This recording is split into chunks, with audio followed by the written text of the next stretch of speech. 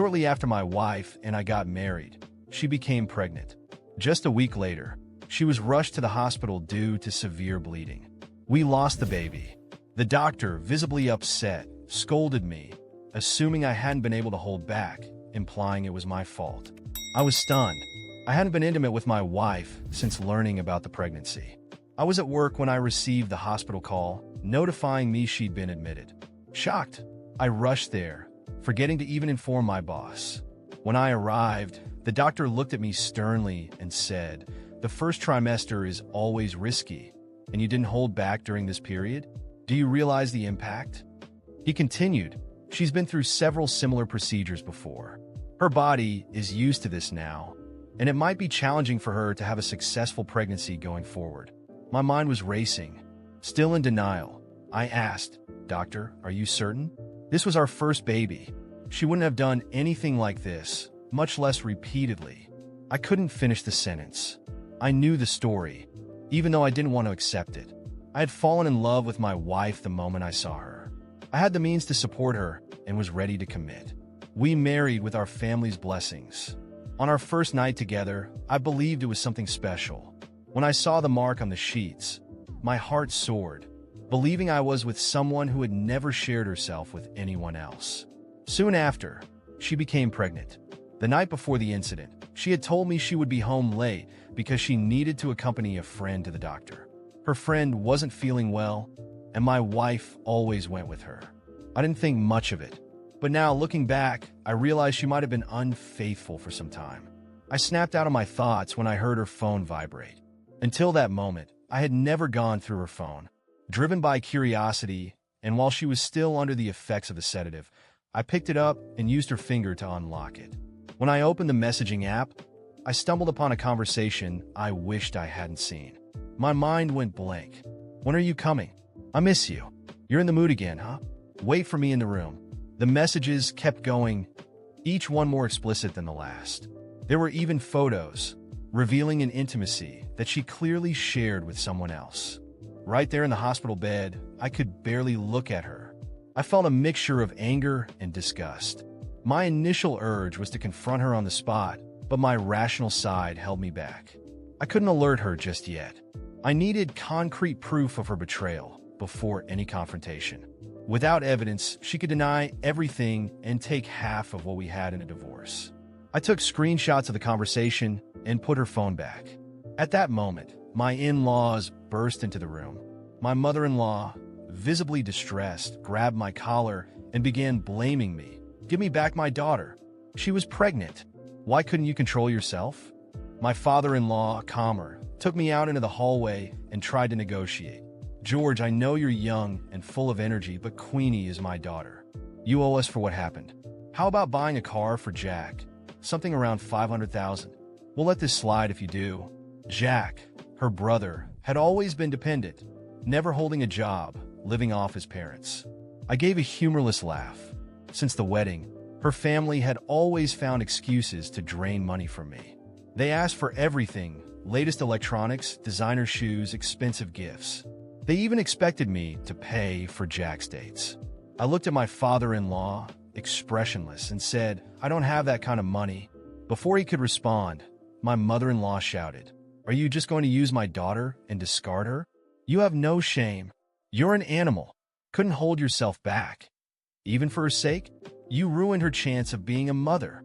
She dropped to the ground, crying dramatically, blaming me for everything. People in the hallway started to stare, visibly uncomfortable. Then Jack stepped out of the room and said, "Mom, stop it. Queenie is awake." We entered the room to see Queenie, pale but awake. She looked fragile. As soon as she saw me, she began to cry and said, "I'm sorry, honey. I just found out that our baby—" I interrupted her firmly. "Tell me the truth. What really happened?" Right in front of her parents, she began her story. "It's all my fault. I didn't know acupuncture wasn't safe during pregnancy. I've been feeling weak lately, so I booked a session with a friend. But it was actually for bruises, and when I got home, I felt worse. Then we lost the baby." I looked at her with disappointment. At first, I was furious. It was hard to process the betrayal. But then, the disappointment set in, and eventually, all hope faded. All these years, the time, the emotional and financial investment all felt wasted. Still, I decided I'd get my revenge in due time. Before the divorce, I kept my calm. Queenie's mother hugged her, crying about how careless she had been, while her father tried to console me, saying, "This was just a misunderstanding, George. Don't take it to heart. You're still young. You can have other children in the future." I believed that keeping the peace for now would be the best course of action. Thinking everything had blown over, Queenie started her recovery with no worries. In a few days, she was discharged. The day she was supposed to be picked up, she refused my offer and came home late. I was in a bad mood and had a few drinks that night. By the time she arrived, I was already asleep. She seemed exhausted, took a shower, and fell asleep almost immediately. When I was sure she was deeply asleep, I opened my eyes, quietly got out of bed, picked up her phone from the bedside table, and went to the study. Using my computer, I synced her chat history to a cloud account. Although I had prepared myself for this, seeing those messages with someone else still hit me like a knife. My heart went cold. I returned to my office, heart heavy with the sting of betrayal. As I synced her messages to my computer, each line of that conversation hit me like a blow. It was one thing to suspect, but to see the messages, the explicit words and details, was a level of pain I hadn't anticipated. Every word seemed to cut deeper, and a wave of anger, frustration, and disappointment washed over me. But I knew I couldn't act on impulse. If I wanted any justice, I'd have to handle this carefully. The days that followed were a strange, painful blur. She went about her routine, smiling in the mornings, pretending to care for me, asking how I was doing as if nothing had happened. Her casual words and gestures disgusted me. Each word, every fake smile, felt like another layer of deceit. I wanted to confront her right then and there, but I knew that any rash move would only hurt my case. I needed proof and a solid plan. In secret, I consulted a lawyer. I laid everything out for him, showing him the screenshots, explaining the procedures she had apparently undergone even before we were together. He guided me on what I'd need to ensure the divorce went in my favor and that I didn't end up financially ruined. In that moment, I made a decision. I wasn't going to lose everything I'd worked for. She wouldn't get away with this. I began gathering more evidence. I noted each night she claimed to be out with friends, each suspicious text and phone call, every unconvincing excuse. I documented everything, building a dossier on the double life she was leading. Every lie, every flimsy explanation was recorded in detail. Then something unexpected happened. One evening, she came home even later than usual, looking tense, as though she was hiding something. Casually, I asked about her day, watching her closely. She avoided eye contact and mumbled something about helping a friend. I knew it was a lie, but I pretended to accept it. Her anxiety was evident, like she was afraid I was catching on. That night, once she was asleep, I unlocked her phone and found yet another set of messages. This time, they were discussing how to keep their relationship hidden. "Is he catching on?" her lover asked. "No, he's way too naive to figure it out. I don't think he'll find out anytime soon," she replied, followed by laughing emojis. My blood boiled. Naive? Little did she know I was collecting every piece of evidence. Days passed and I kept silent. She continued her charade, but I was prepared. Every smile she offered felt like mockery. My anger simmered below the surface, but I knew that confronting her too soon would ruin everything I had built. I wanted her to feel the weight of her actions, to understand the damage she had caused when it all finally came crashing down. Then, one day she slipped up. She arrived home looking uneasy, and when I asked casually about her day, she hesitated. That night, after she'd fallen asleep, I found a new set of messages in her phone. They were explicit, filled with details I'd never wanted to know. My heart clenched as I saved the screenshots, knowing these would be the final pieces of evidence I needed. A few friends, aware of my situation and the plan, had started dropping hints around her. They would make small talk about loyalty and the importance of honesty in relationships, subtly reminding her of the values she was trampling. One of my friends even joked about how secrets never stay hidden. She began to look uneasy, as though suspecting something, yet convinced she was safe. It was almost humorous watching her scramble to pretend nothing was wrong. She would occasionally question me about whether I'd said anything to friends about our relationship, but I'd just smile and say, "No, why do you ask?" Feeling guilty. The color would drain from her face, but she'd brush it off with a laugh. Yet I could see the cracks forming. Her confidence was faltering, and she was starting to wonder if she'd miscalculated. I continued to wait. I wanted her to feel every ounce of the weight she had placed on me, to understand that her lies would eventually destroy her own stability. I wasn't going to confront her in a heated moment.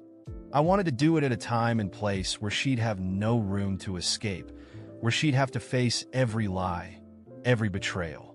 She would know exactly who she had underestimated. She thought I was naive, thought she had me fooled. But when the moment came, when everything fell apart, she'd understand just how thoroughly I had planned this. And I'd leave her with nothing but the ruins of her own making. The days dragged on, each one a painful reminder of the betrayal I was living with. I kept up the facade, going through the motions, pretending we were the picture-perfect couple. She continued her charade, playing the caring, loving wife, acting as if nothing was wrong. But each fake smile, every hollow gesture only fueled my resolve. I was no longer just angry. I was determined to make her understand what she had thrown away, to make her feel the depth of every lie she told, every deception she wove. Over time, I carefully prepared every detail of my plan. I started making discreet financial moves, shifting funds from our joint accounts into one solely in my name. Slowly, I worked to ensure that the house was under my ownership, not ours. All the assets we'd built together were being quietly redirected. She had no idea, still completely convinced I was oblivious. But soon, she would realize just how thoroughly she had misjudged me. The day finally came. She announced another night out with friends. I smiled and kissed her goodbye at the door, wishing her a pleasant evening. But this time I followed her. At a safe distance, I watched as she met her lover at a restaurant, laughing and smiling in a way she hadn't done with me in months. In that moment, everything clicked, the realization of just how disposable I was in her eyes. I had been used, discarded, deceived. While she enjoyed her evening, I went back home to finalize the last pieces of my plan. I set everything in place, leaving nothing to chance. When she returned home, well past midnight, I was sitting in the living room, pretending to read. She gave me her usual fake smile, trying to act normal. Little did she know, this was the last time she'd try to play me for a fool. "How was your night out with friends?" I asked, keeping my voice calm, making her feel comfortable enough to lie again. She mumbled something vague, clearly not expecting any suspicion. That was when I placed her phone on the table, open to her latest chat with her lover. She froze, her face going pale as she took in what was in front of her. For the first time, I saw genuine fear in her eyes. "Do you have anything to say?" I asked, my voice cold. She stammered, trying to find words, but nothing came out. I watched as her mask crumbled, every fake smile, every line now painfully evident. I let her stammer and stumble, recounting each time she'd gone out with friends, each excuse she'd made. Every single betrayal I had recorded, every detail was laid bare. I didn't shout, I didn't rage.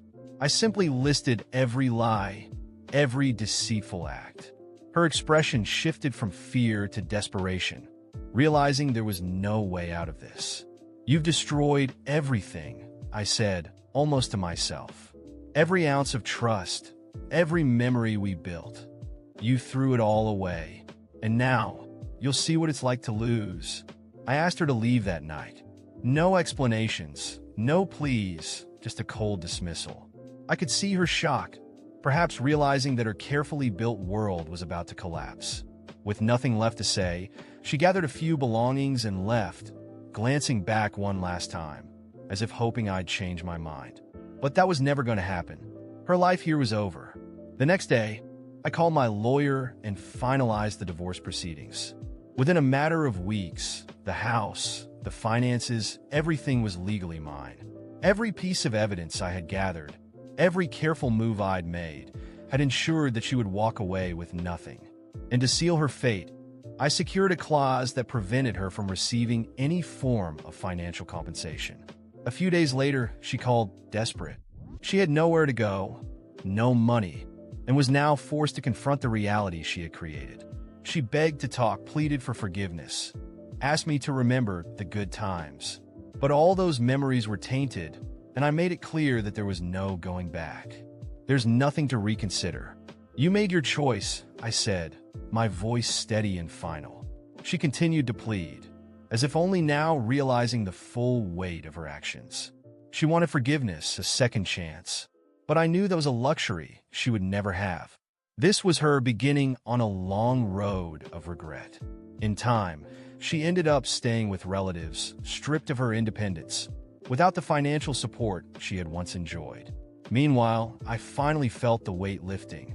I focused on my career, traveled, surrounded myself with people who valued and respected me. With each passing day, I felt stronger, rebuilding a life she had no part in. Eventually, I heard through mutual friends that her lover had left her too. For him, she had never been more than a convenient escape, and without the stability I had provided, he had no interest in staying. She was left, alone, with nothing but the echoes of her mistakes. And so, I moved forward, leaving her and the betrayal behind. In my mind, I knew this was the true ending, though part of me felt that her punishment was only just beginning. The absence of the life we had built, the isolation, and the silence, these would be her greatest torment.